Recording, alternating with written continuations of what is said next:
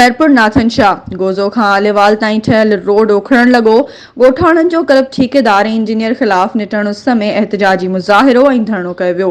Gozo खां हेठि आलेवाल ताईं सुप्रियो बंद ते ठहियल रोड नाक़स मटीरियल इस्तेमाल थियण सबबि कुझु ई महीननि में उखड़ी वियो। करप्ट ठेकेदार ज़ाहिद शाह डांबर जी जॻह ते कारो तेल इस्तेमाल करे रोड ठाहियो वियो, जेको कुझु ई महीननि में उखड़ण लॻो।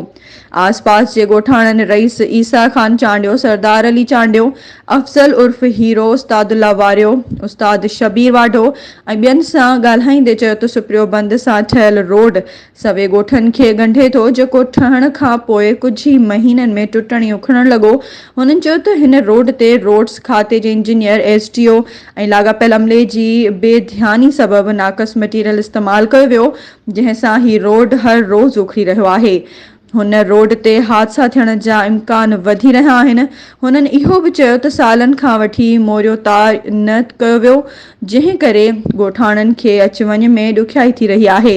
हुननि works and services department, government of Sindh ऐं रोड्स खाते जे आला अमलदारनि समेत तक जे चूंडियल नुमाइंदनि खां घुर कई आहे त सुप्रियो बंद रोड जो नए सिर मरमती कमु करायो वञे।